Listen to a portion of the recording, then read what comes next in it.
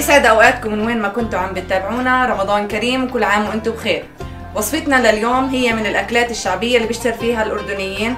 هي تعتبر من سيد الولائم في الافراح والاتراح.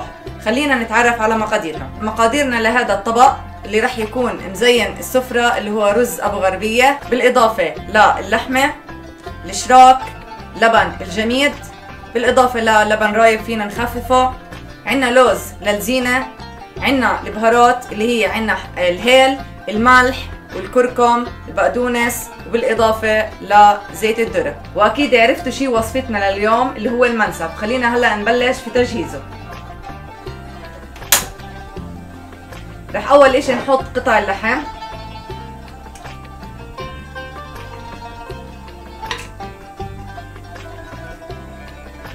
عندي انا 5 قطع من اللحمه.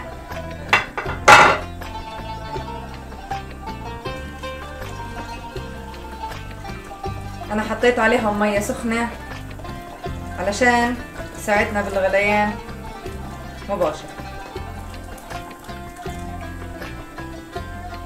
بلشت تغلى عنا اللحمه. اذا كان على وجهها زفره رح نشيلها.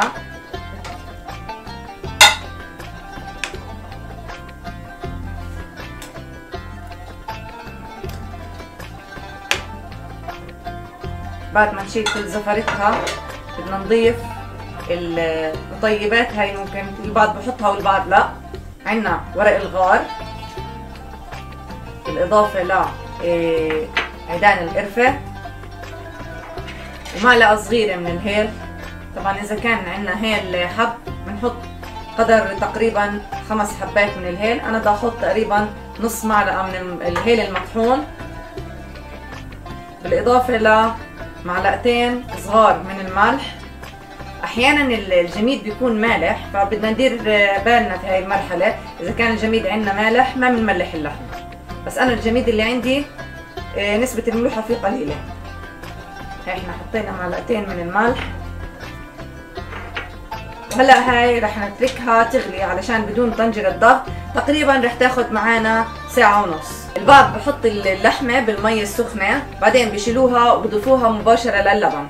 وفي البعض انه بيحبوا انه يسلقوا اللحمه. انا بفضل انه نسلق اللحمه لانه احيانا اللبن بضل شادد اللحمه، فممكن انها ما تستوي معنا منيح. هلا راح نغطيها ونتركها لمده تقريبا ساعه ونص لحتى تستوي. لو كانت شويه فيها مش مستويه رح تستوي كمان باللبن لحتى تتشرب طعم اللبن. وهيك بعد ساعه ونص من الطهي صارت عندنا اللحمه جاهزه.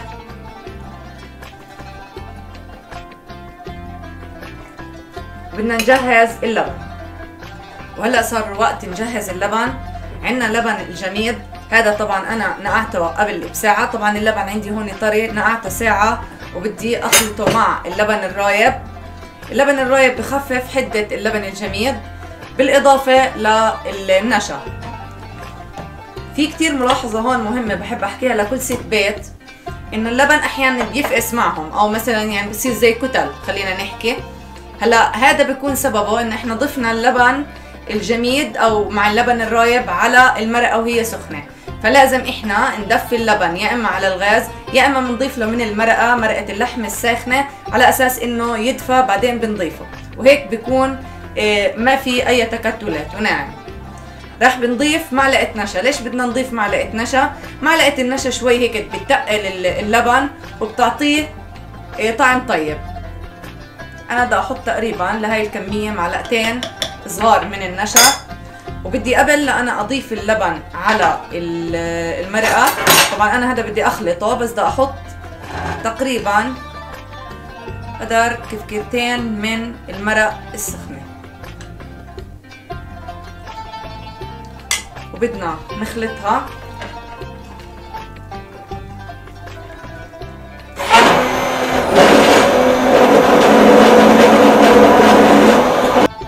بعد ما خلطنا اللبن، زي ما حكينا انه اللبن ضروري انه جدا يكون دافي، بدنا نصفيه بالمصفاي على اللحم.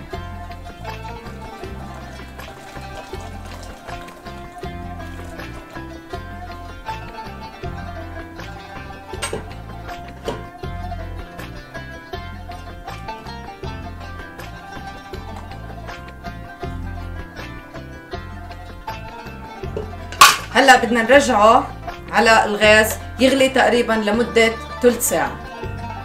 وبالوقت اللي تركنا فيه اللبن لحتى يغلي هلا صار بدنا نجهز الرز. انا كشيف اول مرة بشوف حبة الرز ما شاء الله كبيرة، وكمان مع نقعتها كبرت معنا اكتر. هلا بدنا نحط الزيت.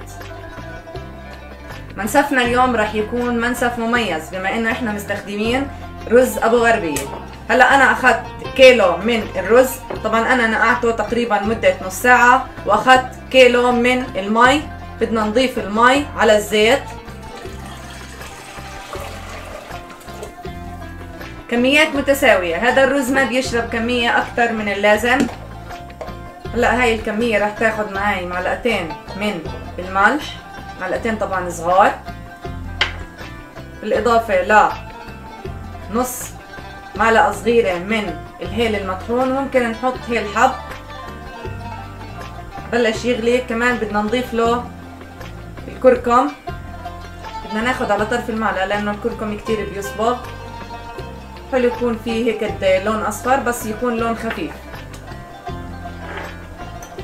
طبعا انا كشيف اول مرة بشوف حبة الرز بالشكل هذا. بلش مية الرز بالغليان. هلا بدنا نضيف عليها الرز.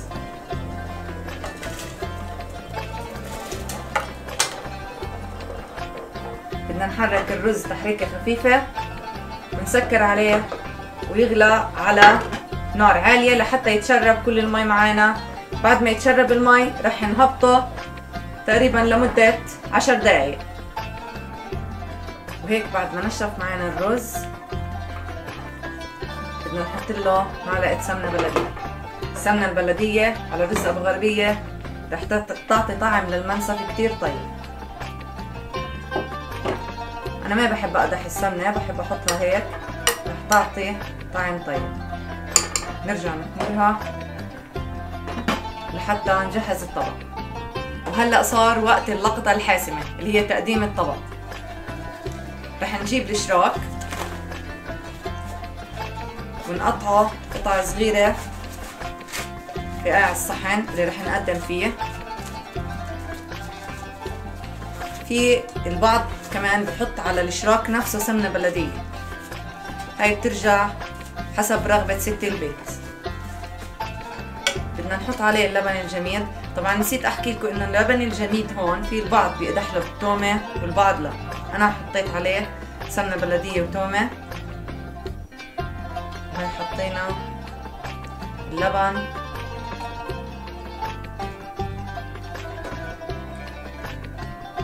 بدنا نضيف الرز.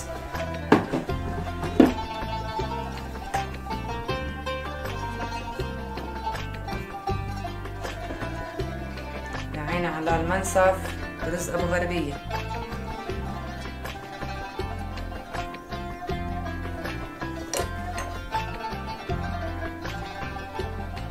وهلا بدنا نضيف اللحمة على المنسف.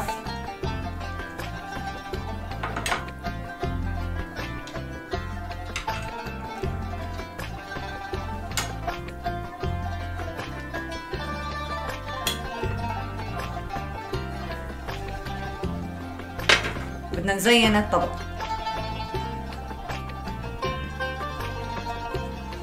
بدنا نحط اللوز،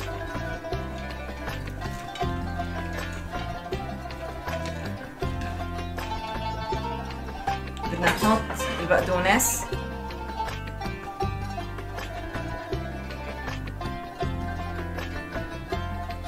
ممكن نرش كمان بقدونس هيك خفيف على الوجه. وهلا صار وقت نضيف اللبن على المنسف. بتمنى لكم صوما مقبولا وافطارا شهيا وصحتين وعافيه.